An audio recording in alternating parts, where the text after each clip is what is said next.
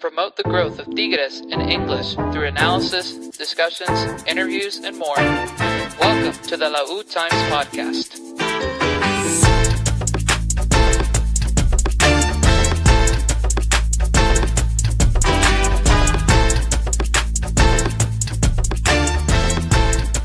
Welcome everybody to another episode of the La U Times podcast. Emergency pod tonight, as you can tell on our little clicker at the bottom. We got some news hot off the press of a nice Sunday press. Something that I thought we all saw coming, but it slowly but surely, as it continued, it was not sustainable. But we got everybody in the house tonight, including Lou, who's been held hostage somewhere, but not in our pod lately. But it's great to have you back, my friend. How's it going? Oh, man, in the words of Ice Cube, today was a good day, man. What an awesome day. Yeah, I bet. I've seen you very jolly all over our Twitter feed today, and, messages. You're happy with this move, so I can't wait to hear your opinions about it and your thoughts. So let's welcome everybody as well. Alfred, how you doing, my friend? Celebrating. Couldn't be happier, like Lou said. Not afraid of the Sunday scaries, I see. Mm-mm. Not tonight. Not today. Edgar, Double O Nation, how you doing, my friend? Doing good, doing very good. I actually woke up 3 hours late to the news from a very good nap, and it just got even better once I found out. Absolutely. You did definitely come late to the news. And lastly, Dennis, how you doing, my friend? Cheers, everybody. What a great day. Surprisingly, if not for the Luka Doncic trade, this would be the craziest sports day of the year so far. This was close, though, I will say. So, what a day. What a happy day. Absolutely. I think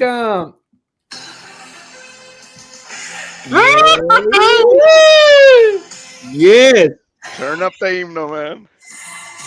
bro, if there's something that, like, I'm a big fan of, like, when we change the pace on things and, like, there's a lot of things that we can talk about here tonight in regards to Guido Pizarro taking over as the head coach. But I think it was something that, like I mentioned, it was not sustainable. I think it definitely, it's almost like an injection of positivism and also like new life with the squad. Obviously we're going to see what this is going to be made out of. But ultimately, I think that's the key word for me. It's like a new sense of positivism moving forward, and just a new sense of happiness as we, it almost like seemed like we were stuck with Pauno and there was nothing that we can do about it. And even with the positive results, it was almost like it was not our fate, or it was the fate against us, because it almost secured a spot with the team as the games progressed and we were securing positive results. But anyways, let's get into that first. I'll give the brief introduction to Edgar to kick us off, and then we'll get started with the pod. Alrighty. So, we interrupt your Sunday to report that Los Incomparables have officially parted ways with Paunovic. Despite the victory against Necaxa, the front office has accepted that this simply was not working out. To add to this, Guido Pizarro has retired early to take control of the squad for the rest of the season. 2 bombs have detonated in just hours, but the La U Times crew is here to dissect what it all means. Absolutely. Lou, we'll start off with you, my friend. We haven't heard from you in a while. Initial thoughts or reactions to Paunovic being fired? I didn't see it coming. I got to say, I didn't. Pello had tweeted earlier in the day some weird video of Yuri singing some song from back in the 80s, and I had no idea what that meant, and it was kind of cryptic, and then later I realized that's what he was leading up to. And Wait, which song was it? I missed it. I can't remember. I'm not a big Yuri fan, so It's on his timeline. But it's in the timeline, and he posted a short video of it. And I was like, that's kind of weird, like I saw it like a minute after he posted it, and I was like, that's really weird for him. And so obviously I think the rest of us are all on the same page, right? We didn't see this coming. There was a win last night. There it is.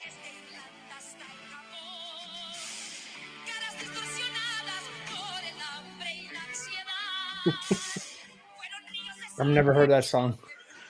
Yeah, it's from like the late '80s, but he was leading up to his next tweet, which was announcing the firing of Pauno, and uh, obviously I was shocked, but also very relieved, very happy about the news. As you mentioned, this is a team that was going nowhere. We got bounced last year in League's Cup. We had a really ugly exit against San Luis in Liguilla and quarterfinals, and as as the season progressed this season, you could tell the team wasn't going to go anywhere. I think the outlook for this series coming up against Cincy, I think, was pretty negative overall. I think the fans were down that we wouldn't going to get it done under Pauno. And then, once you get bounced from Conca, then the next thing you're looking forward to is another early Liguilla exit. So to me, there was just no future. I think the front office finally realized it. It was a hiring that should have never been made. And, we can discuss that later, but I think it's just what, 6 coaches in 8 seasons after having Tuca for 20 plus seasons. So it's sort of just another reflection of this front office and how much turmoil we've had, lack of stability, and hopefully this guy's the keeper. Hopefully Guido Pizarro has success and we're able to keep him and we can build around him and maybe put in a long stretch like Tuca did. 100%. Edgar, what are your, you woke up to the news 3 hours later, and, finding out about what was going on. What are your initial reactions to Paunovic getting fired? I thought you guys were messing with me. I mean, Dennis was like, "Hey, have you checked Twitter?" And I was like, "No, I haven't been on this since like noon." And so that was the first thing I saw. I honestly thought it was a joke, or I thought something weird was going on. Bet And you got hacked. Yeah, I thought for sure he got hacked or something. I still don't have clarity if he left or if he was released. That's actually the one thing I don't know yet. Oh, fired for sure. Fired for sure? Yeah, fired. There's no doubt in my mind. I think that, like Lou was mentioning, that from the get-go, it wasn't the right hire. And I think that there was too many things that were happening on and off the field that I didn't even pay attention to. I think I sent you guys a couple of tweets of like things that were popping up and surfacing about the way that his regime was going through the during the season, and even when he first arrived, and the new things that he was implementing as a way of enforcing discipline and whatnot. And so I think, like I mentioned, it wasn't sustainable. Dennis, thoughts? I know that it was surprising news to most of us, and like I really thought he was hacked, especially because recently there was another soccer account that was hacked too, like an important soccer account. I don't know if it was Datos y Cifras or Goles y Cifras, one of those accounts that got hacked recently. And when I saw that, I was like, no way, after a win. But anyways, I know the news comes as a surprise to everybody. Thoughts, Dennis, on the firing? Yeah, before I get anywhere else, shout out everybody in the chat. If you're watching right now, I literally come hang on the chat. Like Threedger, who already said the smiles are back, and my Theo saying that it's rushed and sketchy. We talked about him and I talked about this earlier today. I found out because of you. I don't know though, because you called me. I was taking my sweet time driving home from Dallas because that's where I was at for church this morning. I had a nice little bowl of penne for lunch. Did a couple other like dumb little errands that I needed to. I had some ice cream. And I'm pulling into my driveway, and you're like, "Hey, have you checked Twitter?" I was like, "No, dude, I haven't checked Twitter. What's up?"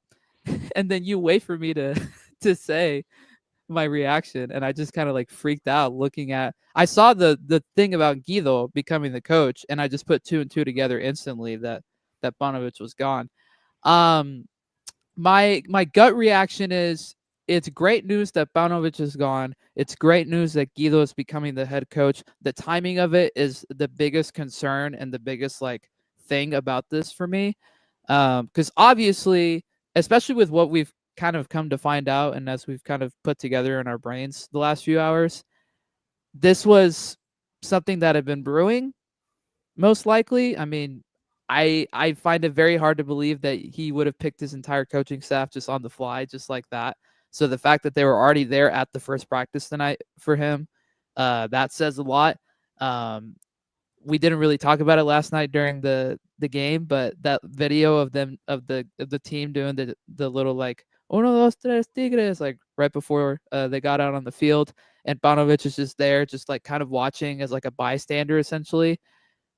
The irony of that, you know, and what came 12, 15 hours later was really interesting.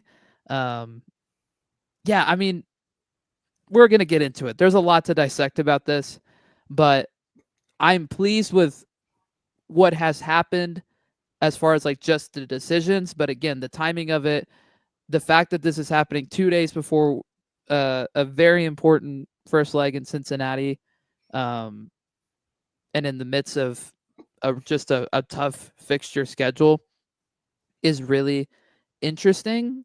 I was thinking earlier, like maybe you should have waited till the international break. I don't know. Maybe it just got untenable. Who knows? And maybe we'll find out more. I'm sure Bayo is probably talking about some of that right now on his live. But overall, happy, but still a lot of questions. Alfred and lastly, what do you think? All right. Well, first of all, any given Sunday, huh? I mean, today was just weird. I mean, typically when you have a game on a Saturday, you leave, Sundays for the family. And that's pretty much what I did all day. I stay off my phone, stay off Twitter. And all of a sudden I get a call from Arnoldo, and, he's freaking me out while I'm driving. I almost crashed coming down He I-10. did. But, He did. oh, man. It's it's definitely, a breath of fresh air. I believe that we all, like Edgar was mentioning, like Lou was mentioning, we were kind of living this nightmare that we were forced to just follow, with Pauno, ahead of the team. He had 3 failures on the get-go. He had the Champions game, Campeón de Campeones against America, the Leagues Cup, and his first season Liguilla, were complete failures. And even if we go back to, when he was first hired, like nobody really wanted this guy. Everybody questioned, why we were bringing the coach that we literally beat a final to.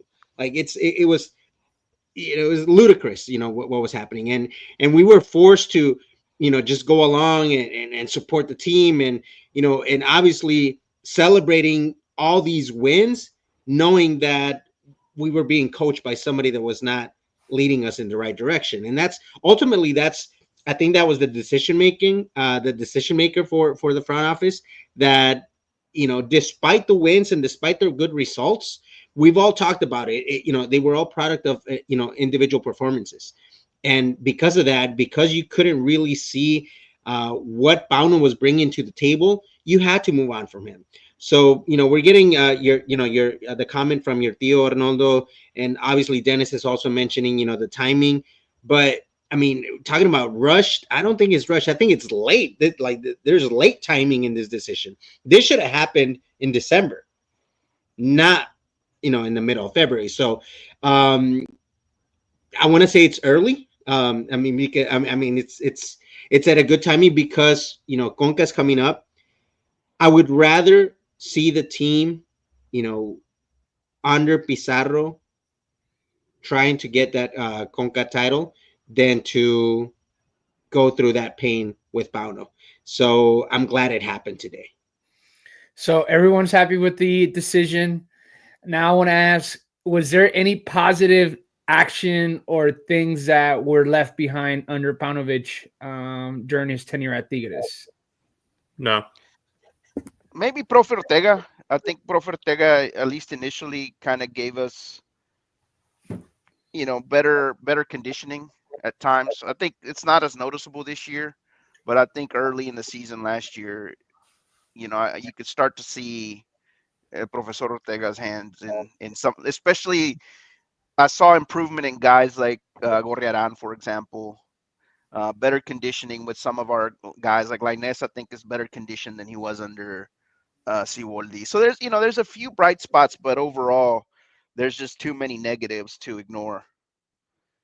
So we became a team that knew how to do cardio out on the field.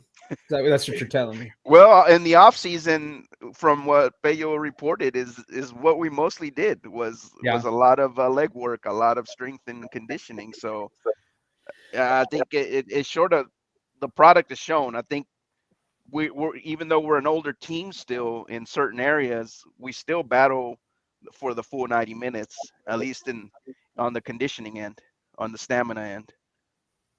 I think it was. I don't know if this is the best way to describe it. It was almost more challenging for a team to go like run over us. Except I think that San Luis match in that first leg, which that was absolutely a breakdown, and I think a missed opportunity with some of the management aspect from it. But I think that going into a game, you're either we're gonna win 1-0, you're gonna tie, or you were gonna lose 1-0. So, and I think that the conditioning may have something to do with that. But I think overall, I can't really think of anything that he truly stood out and was like, oh, thank you, Pano. At least we got this done. I mean, even youth minutes weren't distributed. I mean, we were suffering last season, this season. What else? The clashing of the locker room, obviously, with some of the older players, and now there's even mentions and things about even with the younger players just weren't with him as well. And there were some things that I don't know how truthful these the things that are coming out, but the whole like you know uh, the way that they had to be dressed, no earrings, no cell phones, certain little things that maybe this locker room was used to. Maybe they didn't think that was important. At the end of the day, these guys are professionals, and most of the guys in the locker room have won and have been great leaders over the last few years. So I never thought that was going to be an issue.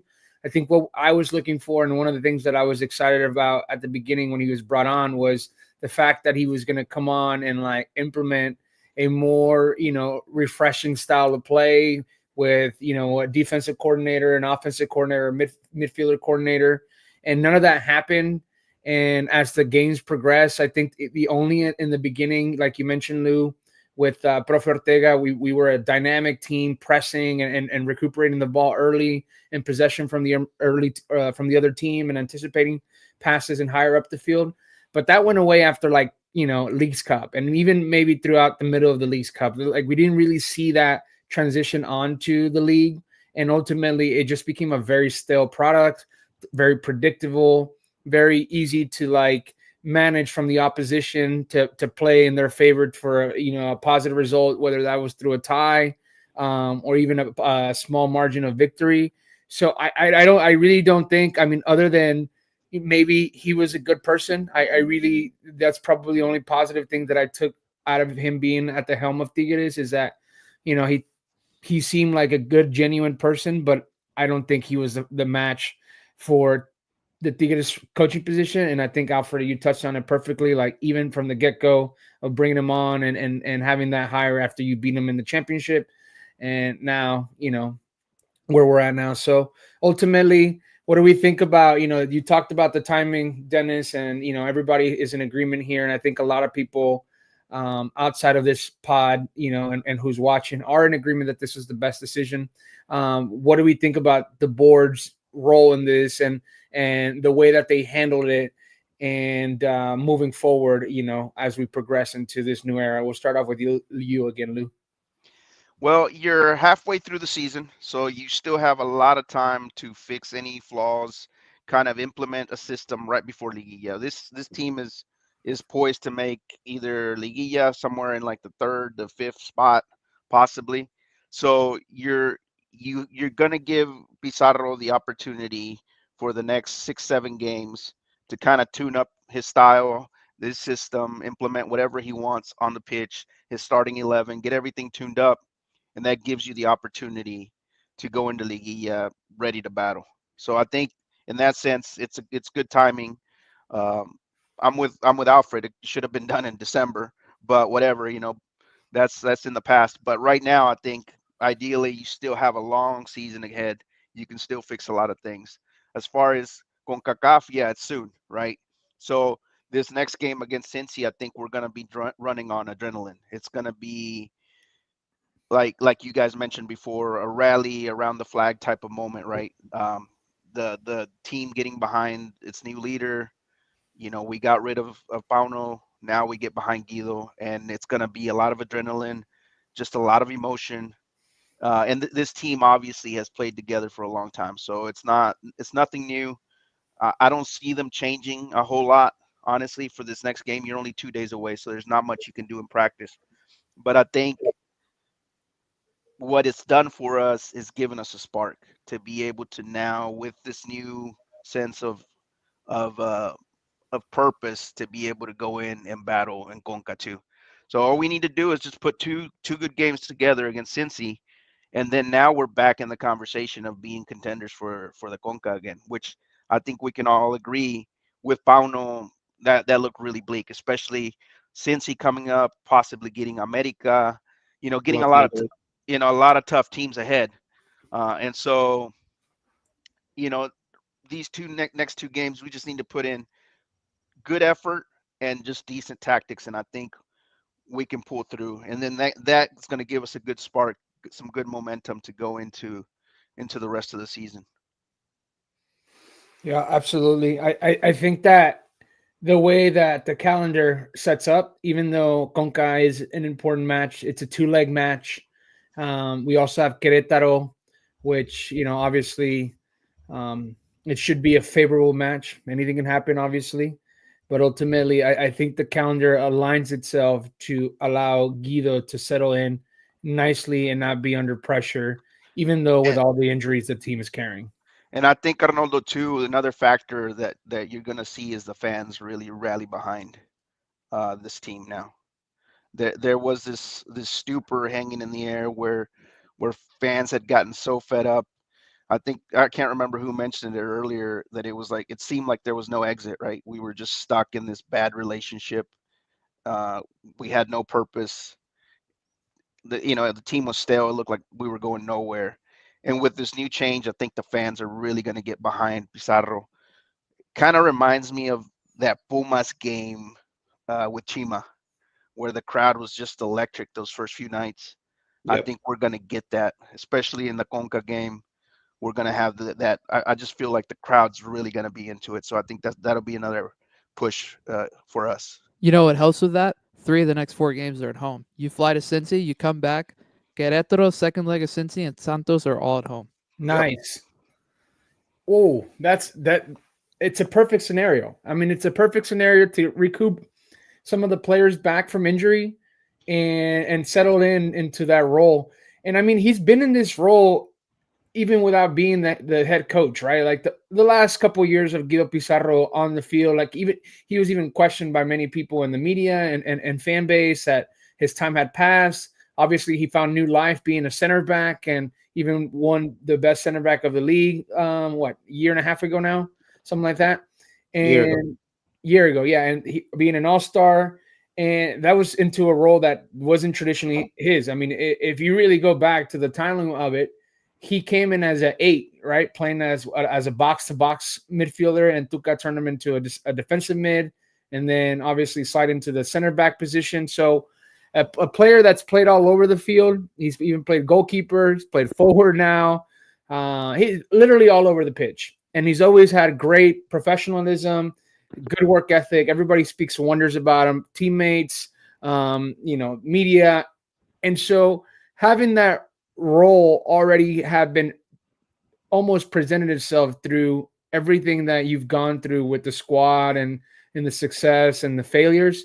Now it should be not a huge transition, especially because he knows a lot of the squad. He knows that, the ins and outs of some of how these players play, as well as, on a personal level, right? He's been their leader for such a long time. And, everybody always talks about he's the first one in the club and the last one to leave, and he's just seems like a really good person overall for what he's done at Tigres. He's a legend, probably arguably in a lot of lists, a top 5 player in the history of our squad. Not so much because of talent, but just what he brought to the table in terms of accolades, leadership, and success with what we've done over the last decade. So ultimately, I think the decision is a little odd, not going to lie, due to the fact that he literally played last night. And, again, he's not a spectacular player that you were like, oh, he's like Carioca, changing the pace of the game,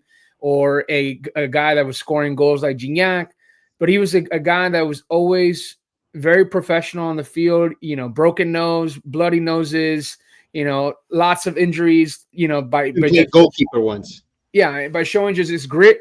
And I know that it's not always spectacular, right? They always call him el freno de mano and like he always slowed down the pace.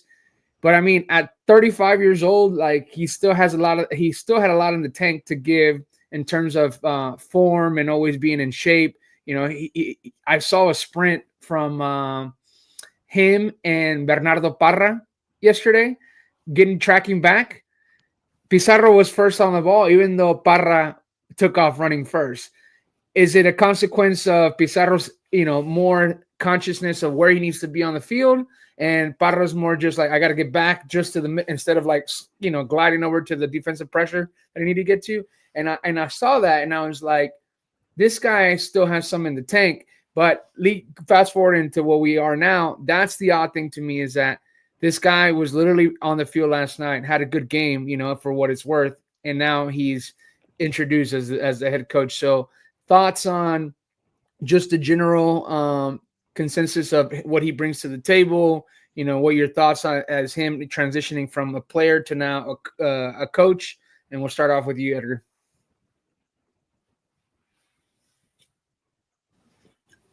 So I think it's great that we are bringing someone in who's familiar with the squad, who kind of knows what the obstacles were, who's in the locker room, getting the feedback from the other players, what they didn't like, what needed to change.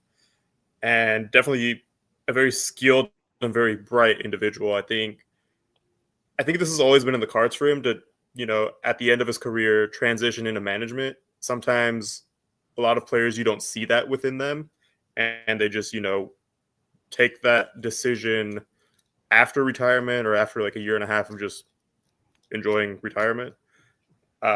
It's always been in the plans for him, and I'm very glad, very excited that they are putting the confidence in him.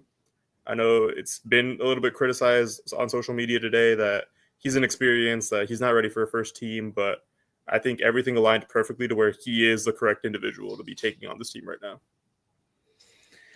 Yeah, you mentioned the whole part of the inexperienced thing, and like it makes me, reflect, right? Like how much of a demanding fan base we are when America has 16 championships and we have half of that, and they have the right to be a demanding fan base because of the 16 championships and 3 back-to-back. And it always makes me reflect that comments like that where he's not not experienced. Like at a certain point we had 2 championships, and then it became a 3rd championship, and then we went on a run, and now we have the ability to have a podcast to talk about Tigres in English. And the team has grown so much, and I think that that's part of the next step that we as a fan base have to step in and also allow. Obviously, criticize the things that we don't agree and the things that we don't want to get behind.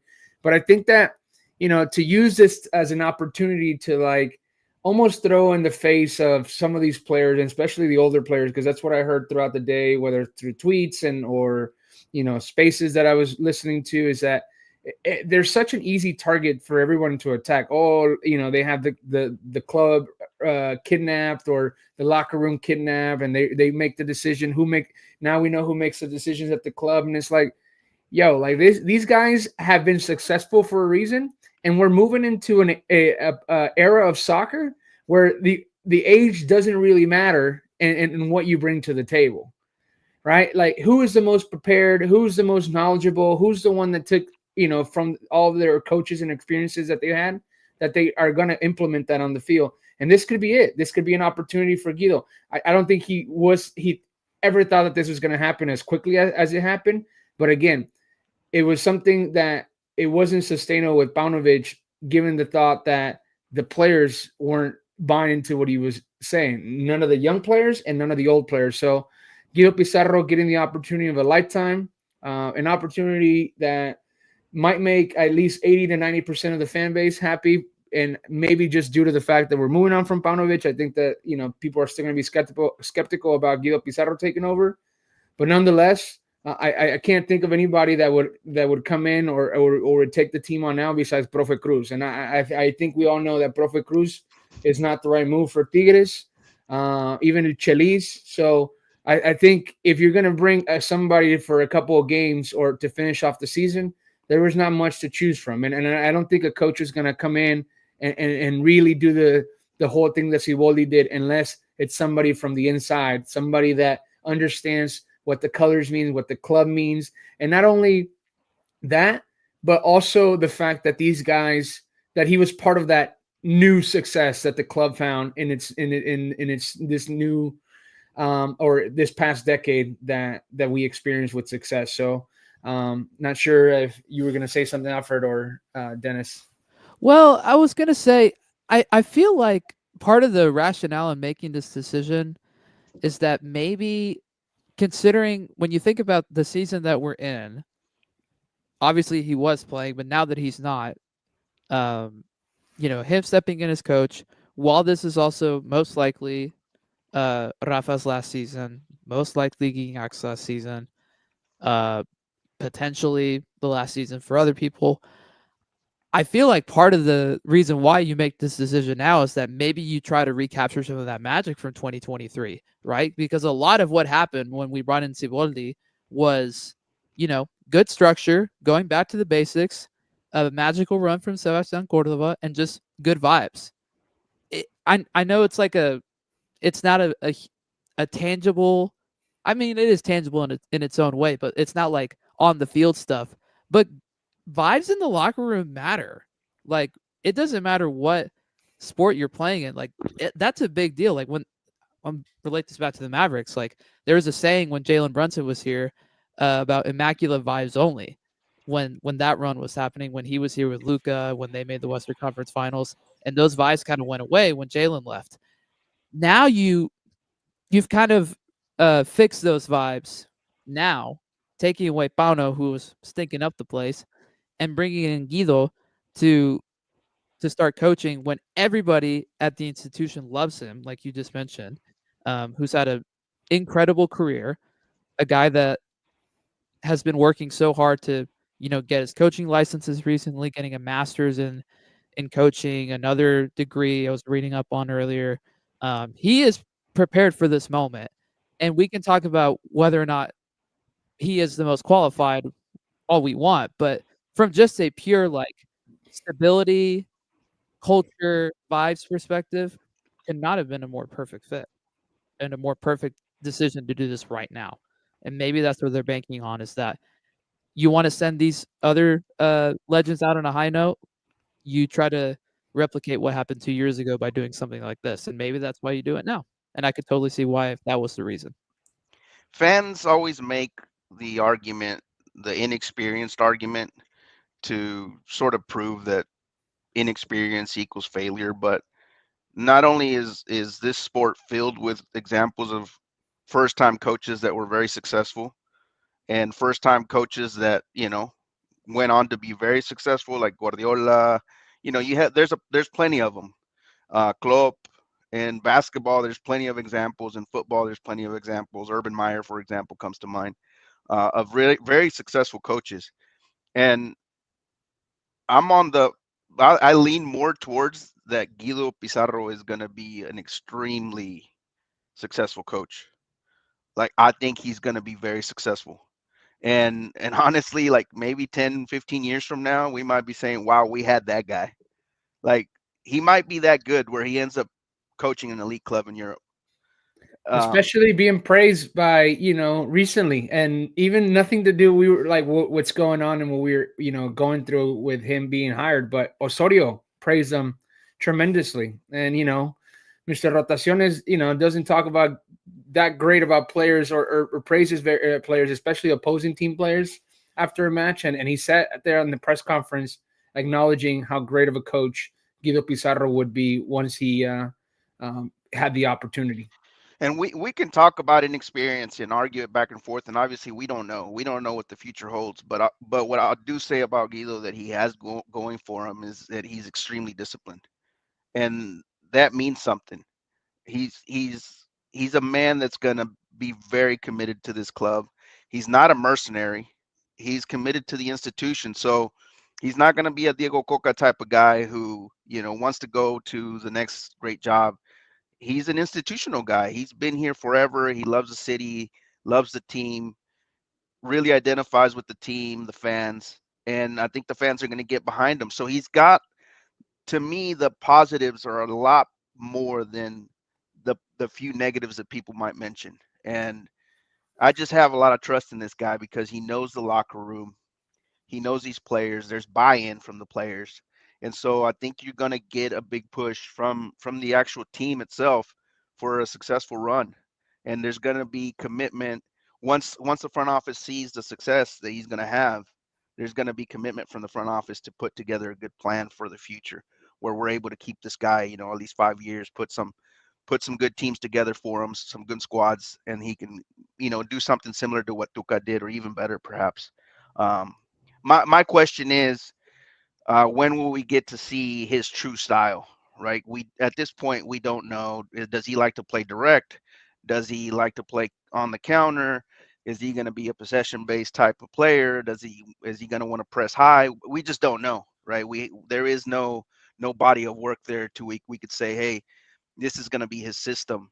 So it'll be interesting what approach he takes, right? He might, with the current squad, he might take a more pragmatic approach, maybe go back to the basis, to what the team really knows, and might be kind of a group effort, right? Where we say, hey, this is how we want to play, and this is how we're going to play for a while, and then maybe he switches it up once he has a squad full of players that he's chosen, and he can kind of take the team in the direction he wants. So that, to me, is what's going to be up in the air, is ultimately what type of coach, what type of system is he going to run. And he gets the club, and you have a relationship with the fan base again. Something that went away with when Bonovich was here, because he'd never addressed the media like that, and if it was a clown show. So that is a big deal too. You've got the fans right back in this. A couple comments here as well. Why don't you read this out, Arnoldo? Why not consider Juninho? He's also from the same coaching tree. I thought about that. I did too. Whenever it first was posted, I think that because of how everything turned out with the whole Chima Ruiz exit, and I think Juninho spoke ill of the board and whatnot. I think that's why they didn't go there. And I think that whether that's the right or bad decision, ultimately it's just about the relationship that was already established. And I think that, again, I don't think that they could have brought an actual experienced coach unless you're talking about recycled coaches who are just sitting at home. They're like, oh, Tigres has an opportunity. I'm going to call Tigres. But it was just so quick that everything happened that I don't even think that they even considered Juninho because, again, of how it was. There's bad blood at the end there during the Chima exit. Yeah, I just want to add, it actually going back to Arnoldo's call earlier in the afternoon when he gave me the news. He asked me, "Who do you think they're getting?" Because I obviously hadn't jumped on Twitter, and my first answer was Pizarro, and I did think for a second of Juninho, but in my head it was like, Juninho has gotten his opportunity, or at least he was given a pretend opportunity side by side with Chima. And it kind of seems like maybe at least to the front office, not to us, but to the front office, like he had his chance and that was it. But Pizarro, he's getting his new chance.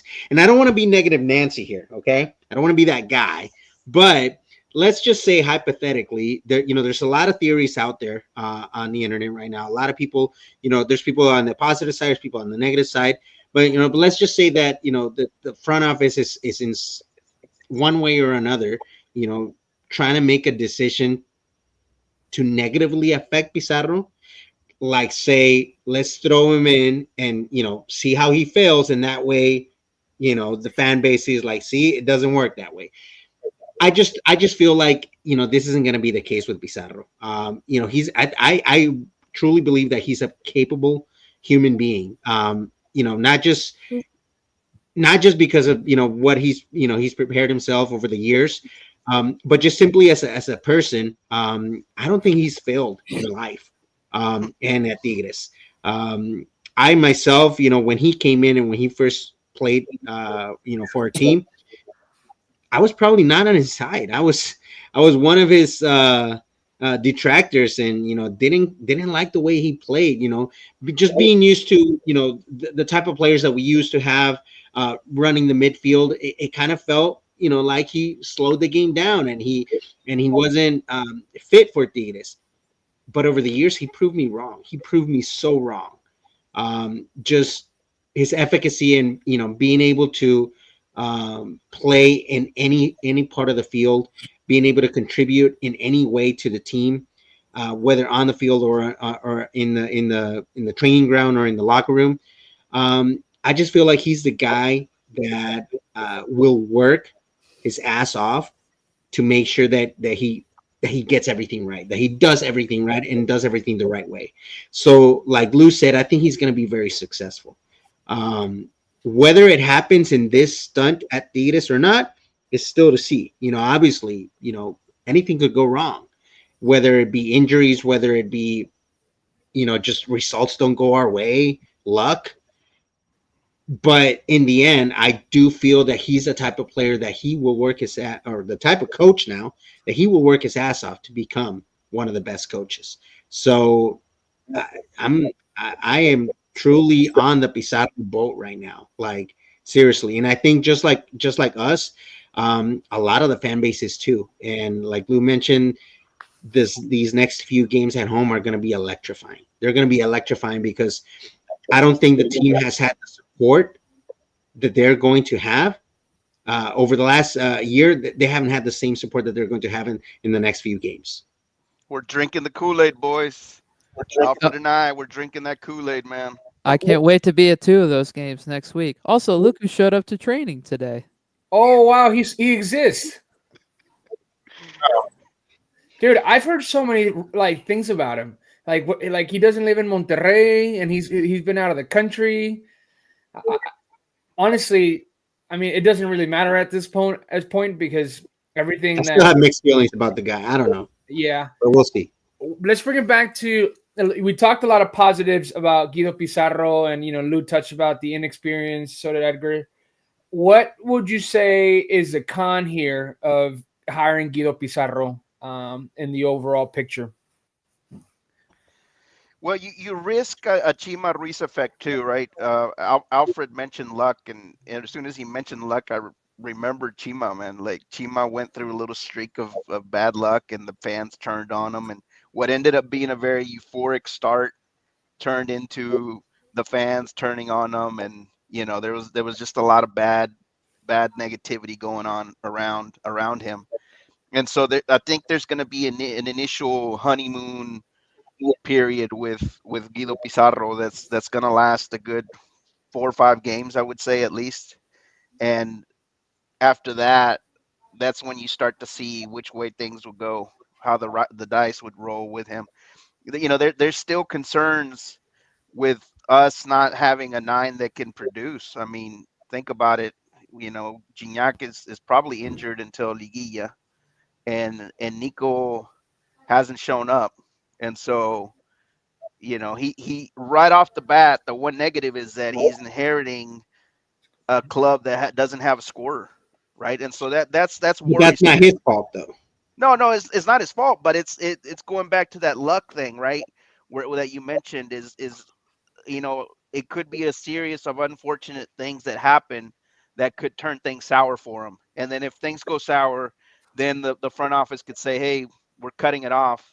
It was just this period, sort of like that they did Chima, and then now we're starting all over again in the summer with a whole new manager. Release the Kraken. Release the Kraken. Y'all know. No, and I feel the way I foresee that as well, and that's why I was saying I hate to be negative Nancy, but what if the front office is like hey, let's bring let's put Pizarro in, we get eliminated off of Conca, and now we have someone to blame, and someone that's from in-house, or someone that the fan base loves, and we have someone to blame so that we can get rid of him and then be able to go back to our this is our plan, this is what we want to do. Yeah, I think at that point though, if that's the case, I think you clean house top to bottom. I think that it's not just a coaching move at this point, because if what you're saying is a scenario that could happen, and I also considered it, it's like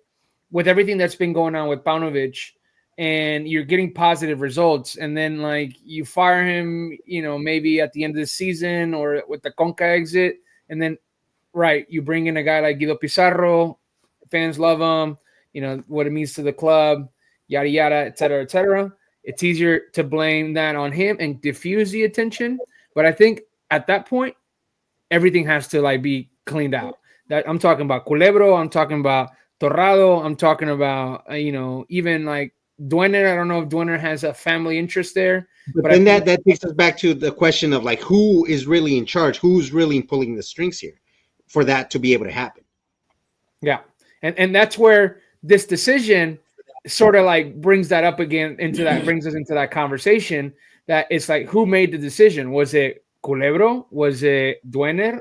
Or somebody above Duener that it's like, okay, the plan didn't work. Because I mean, Lou, we talked about it when Paunovic first arrived, and it was your first instinct, and then as the seasons progressed of last season to this season, I think more and more that theory of yours was correct, which was Paunovic was brought in to clean house, meaning the players, and he did that through his strong resume and intense trainings.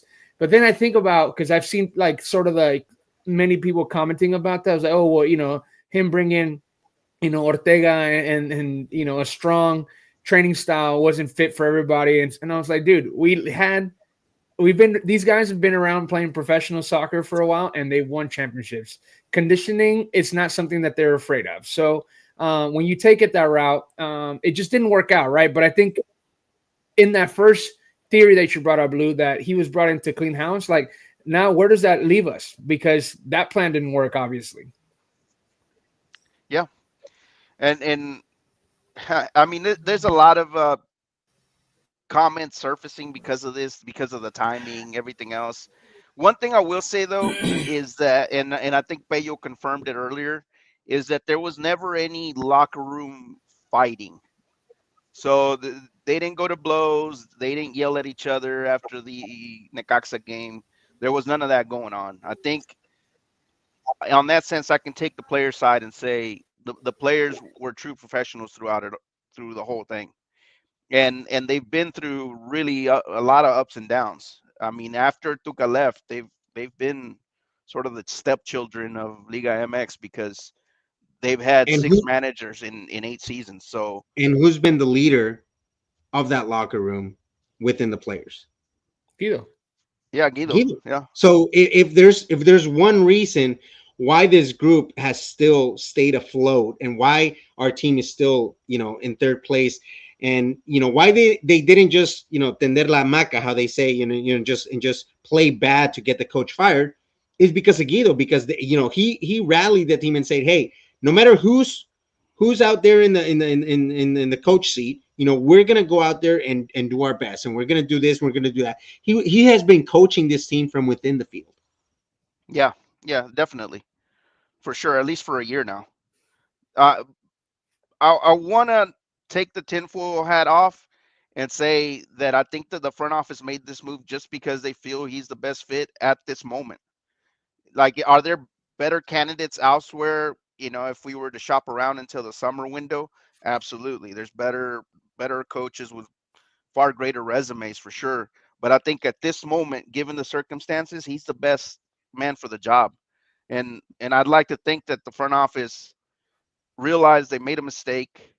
They didn't no longer had the support of the fans, and went with the right guy. And I think, to me, to me, it's the upside is a lot greater than any kind of negative thoughts that are floating around out there. I think we're gonna be all right. I think this team is gonna put together a good run, and we'll go far in Liguilla. It's a great season for it because if you look around, the competition's not too great. Cruz Azul is not as good as last year. America is going to be the same America they've been under Jardini because they're very well coached. And now you got Leon, who's an up and coming team, and we've already proven that we can go toe to toe with Leon. So there's, in that sense, I mean, there's nothing to worry about. I think we can make a deep run in Liguilla, And Conca, honestly, if we we go out early, we get bounced by Cincy, no problem, man. Let's, like, as a fan base, I think we need to just go. Let's support them and let's go after the league. Obviously, I want the Conca too. I want everything, but I think we need to understand that he's not going to snap his fingers and put up top A-rated team out there on the pitch overnight. So we're going to have to be patient.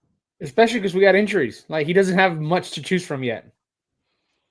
But the path to the semifinal in Conca is a little bit easier now because LA Galaxy kind of sucks right now. They have not been good to start the year. Ricky pushes out. Their whole team basically left, like the core of their team, and they have injuries too. So if there's any good time to play them, obviously we got to beat Cincinnati first. And you mentioned that Cincy had a bad game yesterday. They had a horrible game yesterday. I mean, to a Philadelphia team that nobody thought was going to be good this season because they've lost some key players and they fired their coach. So, I mean, they have dangerous players. They have 2 dangerous players. We'll talk about that tomorrow. But yeah, there's a good chance you get past Cincinnati and you're looking at a spot in the semis in Conca, and that should be very attainable for this group. I don't care who's the coach and I don't care who's on the roster. Like, 4 rounds to go. make it happen. And so thinking about this future, or short-term future, like Lou said, I mean, say we get eliminated off of Conca, and even if we make a deep run in Liguilla and we don't win the championship, I don't care. Like, I want to rally behind Pizarro. Like, if you gave Pauno an opportunity after 3 failures, if you gave Miguel Herrera, if you gave at some point Trader Coca, an opportunity, like, why not give the opportunity to Pizarro? Like, if there's anybody more deserving than him, please bring him forward. So I don't think there is. Not at this point. Not with this team. Not with us. Not with this fan base. So he's, like, right now his approval rating is through the roof. So I don't see any situation, unless, like Lou said, where everything goes sideways and obviously things go really bad. But if at any moment we feel like there's a chance that our team can win something this year with Pizarro, and even if they don't, I want him to stay, and I would hope that he would at least get a year, 2 more seasons after this one. I think ideally, if we could get Gignac in front office, Nahuel involved somehow, those guys, those leaders that we've had involved, I think we've talked about this before. Just, I think that's our best. I mean, I would rather have Gignac running the club presidency or the sporting side more than Torrado, for example. Right. I think that's the ideal. So, and that starts with giving Pizarro a shot, like you're saying, Alfred, letting him stay beyond just this little shortened season, and let us put together something special with these new guys. If they end up failing, fine, we move on. But I think they deserve a shot to continue what they've put together. And there's a chance that can also happen, right? Like, obviously we're happy with this move going forward, but at the same time, things can go wrong. It might not click from the get-go of, like, you're dealing with injuries, you're possibly having the last few months with some of these legends being on your roster, on the squad, so things could go wrong. And like you said, it's something that we can move on. But at least I think now we have a sense of an idea that this coach definitely will click with the players because he knows them really well. I'm just thinking of, like, what Cordova, what that means for him, now that, a player like Pizarro who, has in a way coached them, but more from the player side, being the captain, to now, like, looking for ways to get him back on track, to get him involved and being a contributor, even if it's off the bench, but, being someone that comes in and changes the outcome of a game. Like, we know he can, right? Like, I hate to say it, but yesterday, he came in for Antuna, and Antuna was having a better game. Was it a much better game? Not necessarily, but it was better game. Like after the subs, the team kind of went to shit. You know what I mean? And I think that when you bring a guy like Cordova off the bench, like he should be a guy that changes the pace, dictates, some of the important moments in the match. So I'm pleased of like scenarios like that of a guy like, Cordova, even a guy like the youngsters, or even like Antuna, see if he can recover. Like Antuna to be a contributor, but even like just that confidence that he knows what these players can give you, because he knows the human side as well off the field, that he can, make an extra push and what the success that he's trying to put onto the field. So I think that, again, Lou, you summed it up perfect a while back. Like I think the positives outweigh the negatives. And I think moving forward, it is just a matter of being patient in this case, like Alfred is mentioning. If you've been patient with other coaches that, didn't really succeed, I think you can be patient with this guy the rest of the season and even going into next season. And then whatever happens after that, we don't know how this contract is structured. Tomorrow, the press conference will be going live. So we'll see. It's quiet in here. Yeah, dude, we have 338 people watching. Hey, the new headline every time, new coach. And Lou is back. Lou hasn't been here in like 3 months. I had to be here for this one, man. So, Edgar, I'm not sure if you had any thoughts. I saw that you had some technical difficulties there. Anything that you'd like to add more about the hire of Guido Pizarro and the immediate future?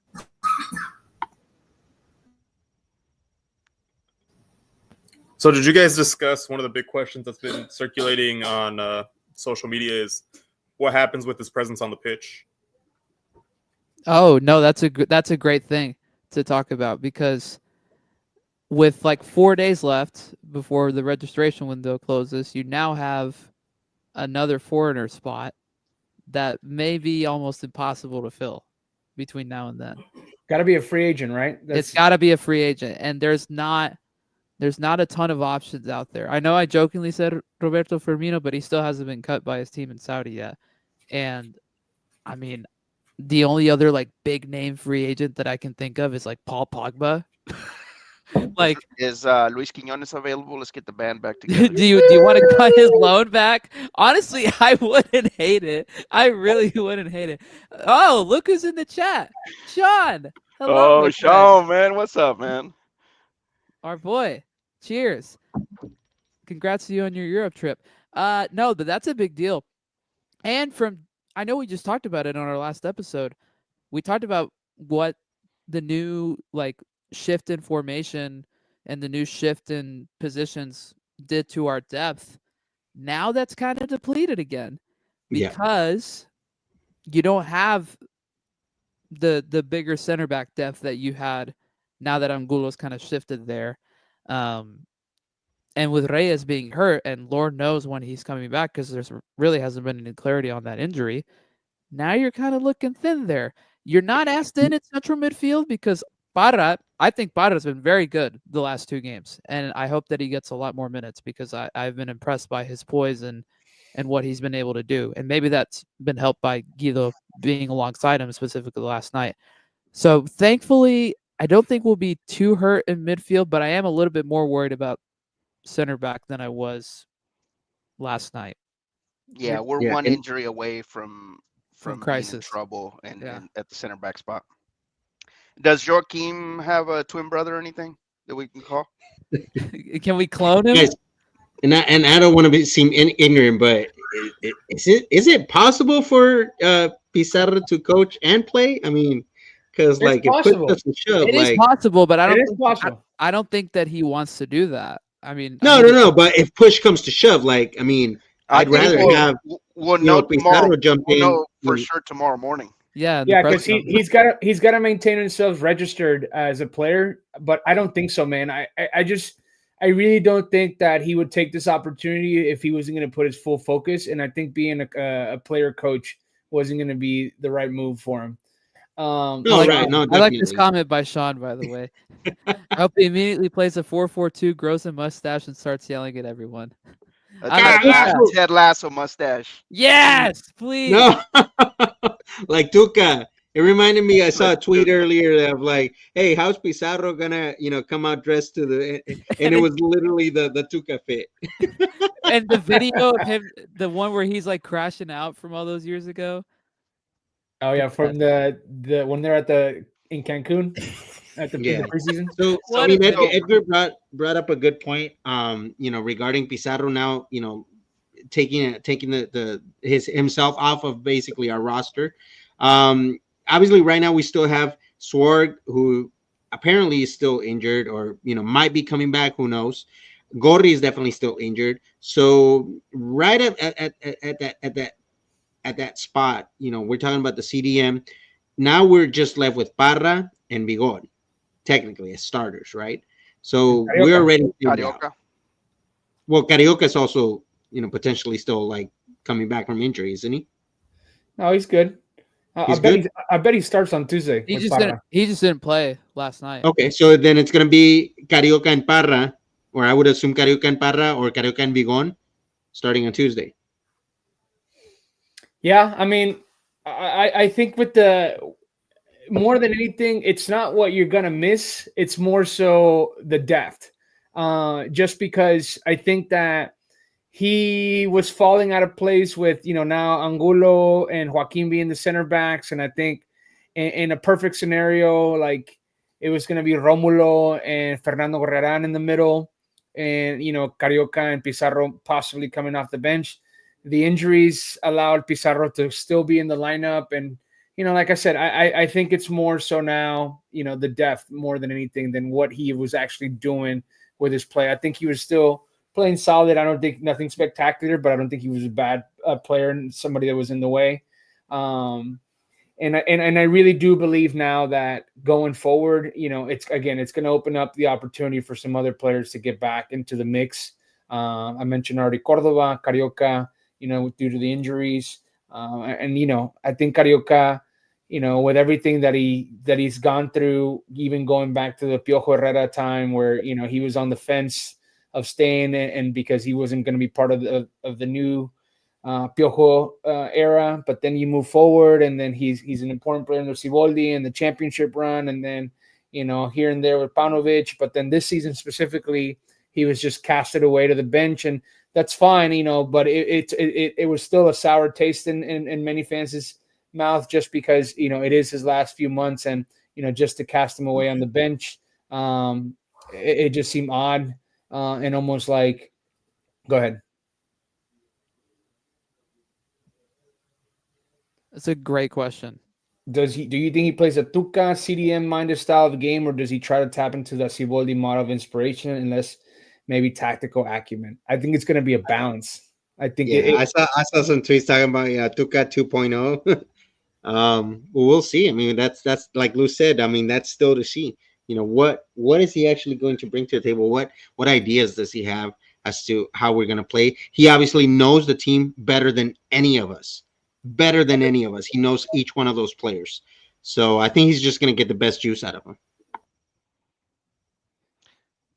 And there's anyone on the roster that you think will surprise? Maybe someone was in Pauno's doghouse, will get minutes, or you think someone is overrated, will lose minutes, or is this more maintain the rotation and provide on-field tweaks?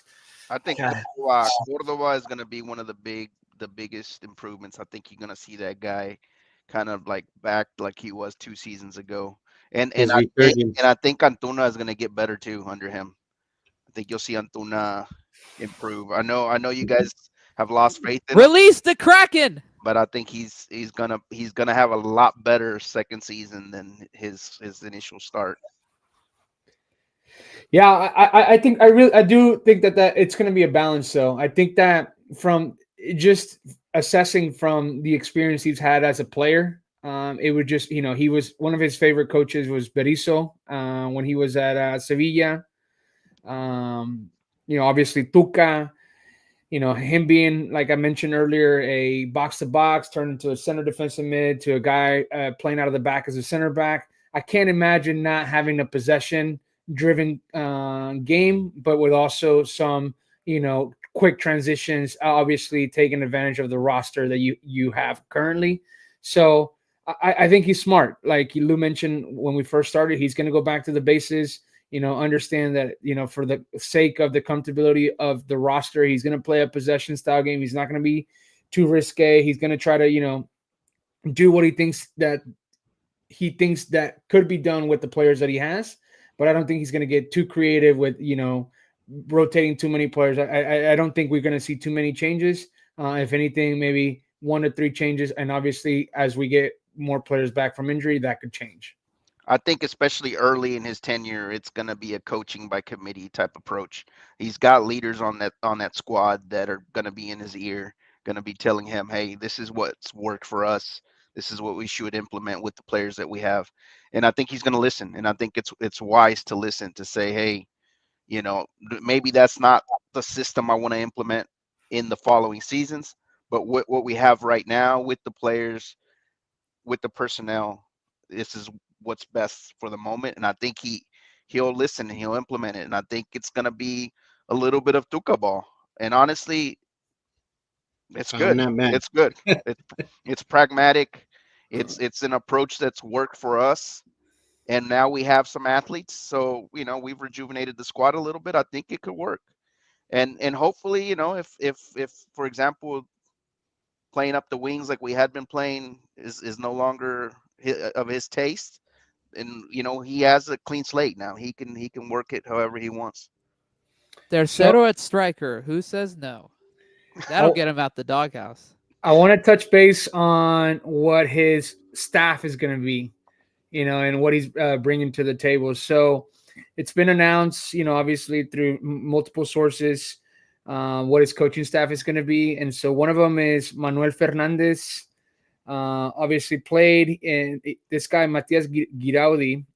He's from Once Diario. He's Argentine. Very good, very good contributor. He knows what he's talking about. He's a good analysis type of guy as far as the X's and O's. When it comes to he's on the field and he does a lot of the reporting, but for more lower scale media network called Once Diario. So he's reporting that Manuel Fernandez is one of the coaching or assistant coaches. He was with Martín Palermo in Unión Española. He was the head coach of Audax, Unión La Calera, and then he's coming from Chacarita. Javier Bustos, a familiar face. And I can't believe it. Alvaro called this guy's name earlier today while we were talking about who was coming and whatnot. Bustos was the physical trainer, or the role that Prof Ortega had. I'm sorry. But this guy was with us when Coca was around. And I want to give a small shout out there, I guess, if you want to call it a shout out. During the docuseries, it seemed like, and from what the players were alluding to, that they were really happy with the training resume under Diego Coca. And it was intense. It was analytical. It was 3 to 4 hour training sessions. And that's why the comment that I've come across that, they were afraid of Prof Ortega. They were in disagreement with, las chingas que le estaban metiendo a los jugadores de Prof Ortega. This guy, Javier Bustos, also had a strong resume of training. So get a familiar face again through the docuseries that they made for Tigres. It seemed like they were happy with this guy. So he's coming on board. Daniel Canuje. Pizarro wouldn't be bringing him if he didn't feel like he's a good guy. Exactly. The other guy is going to be the goalkeepers coach, Daniel Canuje. He was part of the Argentine that won the World Cup in 2022, or at least part of the coaches for the goalkeepers under Martín Tocali. So he's coming on board. And then I missed one, which was a former player, Maximiliano Velázquez, who was a teammate of Guido Pizarro at Lanús, where he first started. He was a left back, if I'm not mistaken. So a whole brand new coaching staff with some experience, obviously, already coaching. And then the goalkeeper coach, I think it's going to be a key position, because I think that's also not just a Guido hire. That's also Nahuel Guzman checked off on that hire, just because he knows them. He knows that he's worked with them in the past with the national team. And so, I mean, really not much expectation there because we don't know these guys except for Bustos, and we can go off of accolades through career and whatnot. But I think again, change of fresh air for the players and new ideas, new things to implement, new things to learn from different players. And I think that with Guido leading that charge, I think they'll be open to it and move forward into positive results. Shot in the arm for sure, and I think after this season they're gonna have to add another chapter to the docu-series, man. I think there's gonna be a lot of good material. Bold. Yeah, dude, I feel like they could do so much more with that docu-series, but the thing with it is that now they're off of Televisa, so somebody else has got to step up and continue that docu-series because VIX is not going to pick that up. This is gonna be a good season, boys. Yeah, I really do, but I was even watching the game last night, and I was my uncle can be he's so funny because it's like he says he doesn't care, but then you hear him shouting like, cosas that, or yelling, pendejo, chingadera, and I'm like, bro. And he looks at me, and I've always been a chubby kid at heart and growing up. So he's like, gordo, no es gordo. And I'm like, dude, like zero expectations, zero. Like I'm chilling, I'm watching, and like. Does that change now, though? Yes, that's what I was getting into. Yes, because now it's not that I think that we're the number one contender. I still don't think we're the number one contender. It's still the favorite to win it all. I think on both sides, the Conca and the league. I think they have a strong team. They have an excellent coach, and you don't win 3 back-to-back championships by accident. And so I don't think that we're the number one contender, but I do think that, like Lou mentioned, having gained some ground in the standings, and because of the way that the Conca works, I think that injection of emotional fresh air and spark to be working under a guy that you can trust, because again, for the most part, all these players have played with them, and even the youngsters, I'm sure that this guy was coaching them up, giving advice on a day-to-day basis. So I think that the zero expectations mindset that I had totally changes, but more into like, let's see what happens. But now it's like I'm more into the game. Not that I wasn't before, but now there's a little bit of a discomfort can happen if a loss happens. I don't think I was at all upset or angry this season so far when Tigres had a bad result or bad play. I think that I just took it with a grain of salt and understood that we were stuck, like you mentioned, Alfred, and we were on a path that we knew exactly where it was leading, which was not to contend. And now at least you have that emotional spark, that emotional, hopeful is a good word. So yeah, changes completely. Wow, how can you say that America's the favorite to win Conca when Cavalier FC is still around? What's wrong with you? Yo, Cavalier at Man, I thought we were a serious show, Dennis. you think No, Cavalier FC is going to pull the upset on Miami? it would be hilarious. It would be hilarious if they did that. It would be very entertaining. Yeah. What else we got? Is that it? We done? For tonight, I mean, we'll be back tomorrow. Yeah, we were supposed to just record tomorrow for all of you guys that are watching. This is an invitation, all 371 of you all. We haven't had that number. The last time we had 400 people watching? Siboldi left. When Siboldi left. 373 people watching. We also had a one of the ones we did during Houston week. We had a big number, but I can't remember which one it was.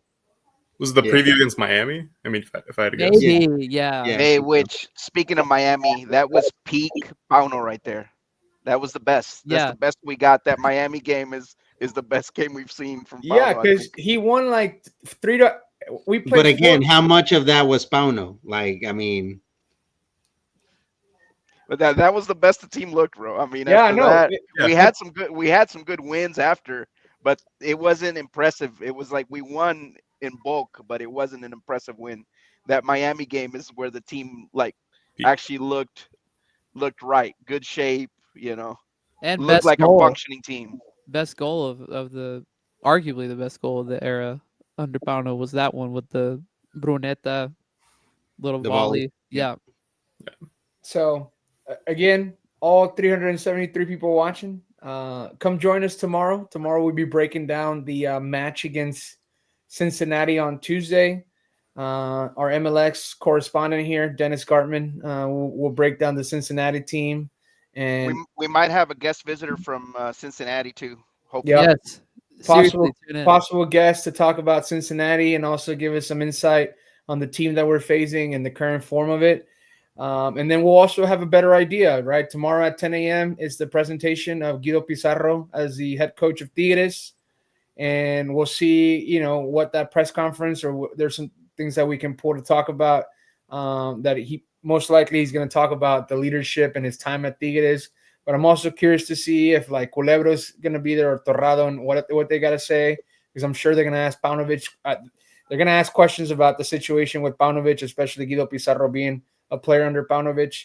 So I think tomorrow we'll get more leaked stuff as far as like what was going on and, what led to Paunovic on top of, not having a good connection with the players, the fan base, and even his play style contradicting itself.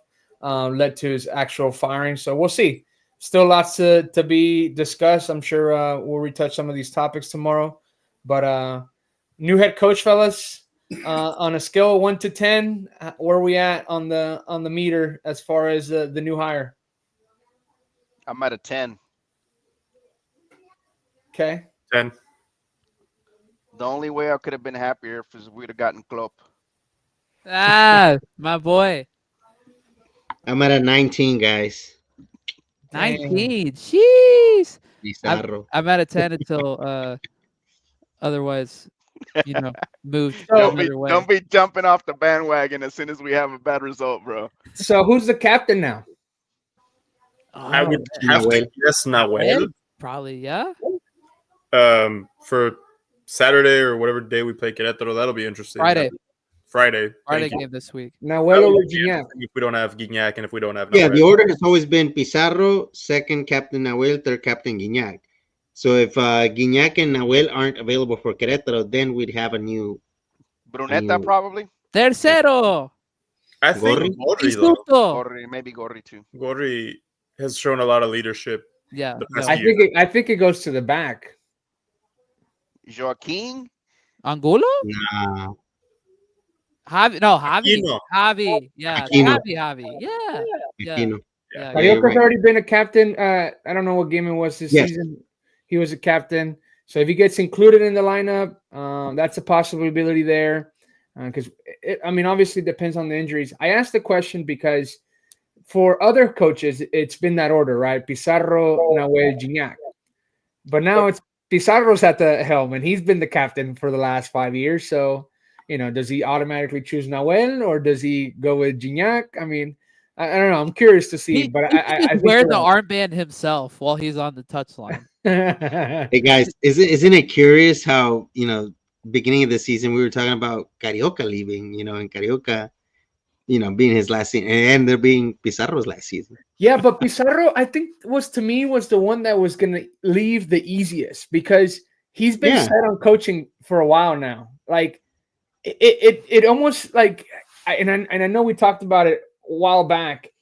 Like these guys have been around for a while, man. Like they've been to national team call-ups. They've been to important tournaments, won championships. Like these guys didn't want to be around this bullshit that was going on with the team, and like it has been a bunch of bullshit, right? Like through the board decisions and the numerous head coaches, the firing of Siboldi, like there's just been a lot of bullshit that's been around the team lately, and I think that ultimately, like they didn't want to be a part of that.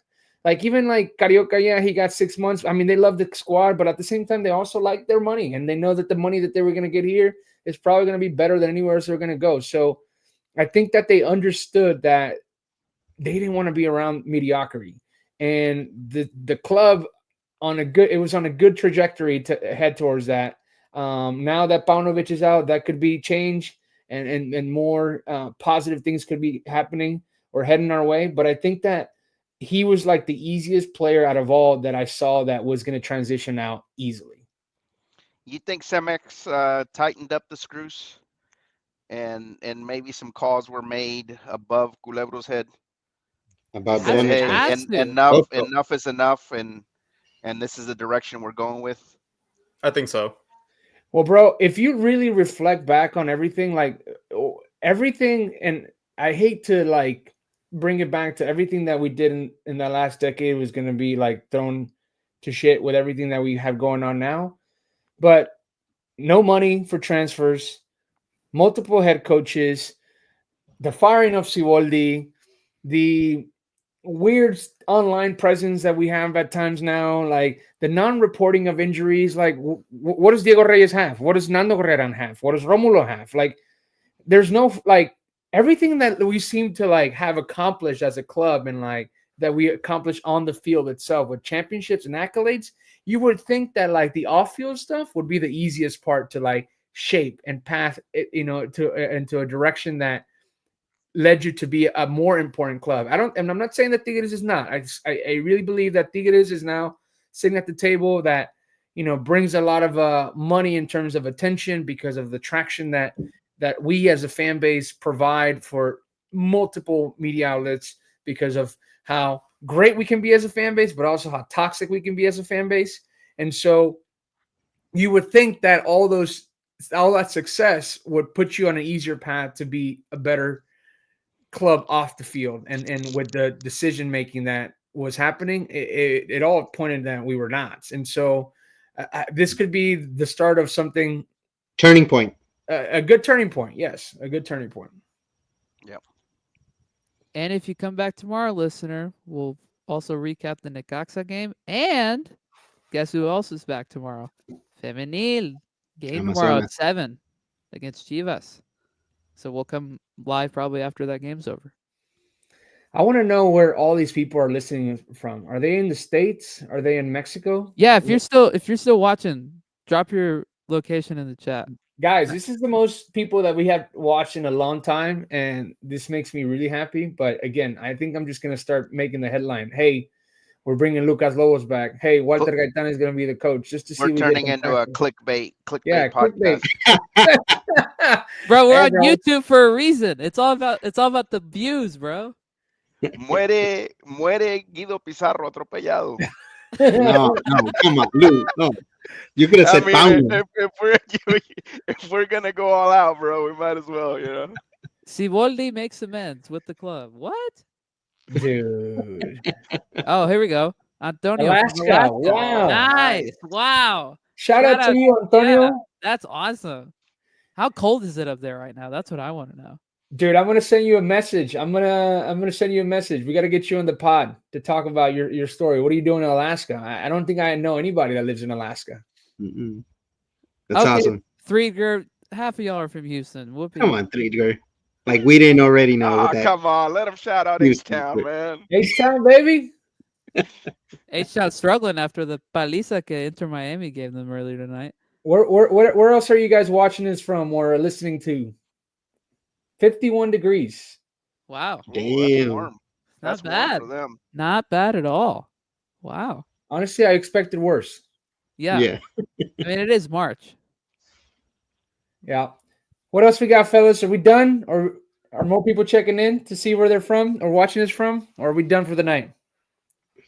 Can't think of anything else. Guys, I don't think my takes will get any better because I've had a few of these now. Oh, hold on. Here we go. Anchorage. Antonio saying, Oh, Anchorage, Nice, Alaska. dude. Awesome. That's wonderful. Man, that's lovely. the few, the proud, the mighty. Love it. Shout Maybe out j- to all the Tigres over there. Yeah, shout out to every Tigres fan watching us from all over the States, Mexico. Super warm. It's been a very warm winter. Wow. Yeah. Interesting. We have a 1 month winter in Houston, so I'm used to it. Yeah, and it keeps y'all in y'all's houses for a week because of 1 inch of snow. Yeah, facts. Okay, we done? Yes. Yes. Let's do Good. it. We'll be back Thanks. tomorrow. So Thanks everybody for tuning in. We'll be live tomorrow at 9:15. Sometimes it leads into 9:30, but we'll promise 9:15 is a start. Give us any feedback, comments, follow us, share our pod, retweet us. We're happy. De Sanico, desde la Peppertusi. banda. Saludos, La Pepe. raza. La Peppertusi, I raza. think, is a photographer, if I'm not mistaken. Yeah, He yeah. Dude, takes he some has really some good photos. badass pictures. If Yeah, you really if you good follow photos. him, make sure he takes some great pictures. Yep. So Mhm. shout out to Peppertusi, desde Sanico. And shout out to everybody once again tuning in. 393. Oh, we just bumped it up. Maybe we should just keep talking. We There just we Get out of here, we folks. just filling up the airspace at this point. Do I need to go find an unofficial sponsor to fill we up? might collect a little paycheck of like a whopping 0.08 cents after all these views. That sounds like how much money I get on each stream that my songs get on Spotify. Less than a penny. Send them my way, Dennis. I'll put them on loop, man. I'll make you a little buck. Bro, and then I'll get flagged for bot streams, bro. Oh, my bad. Forget it, bro. That's an actual thing. That happened to one of my friends. Oh well. All right, All right. guys. I'll see you tomorrow. We'll see. We'll stay in touch. We'll see you tomorrow, everybody. Thank you so much for tuning in. You guys have a wonderful night, and thanks for listening to another episode of the La U Times podcast. Arriba la U, suckers.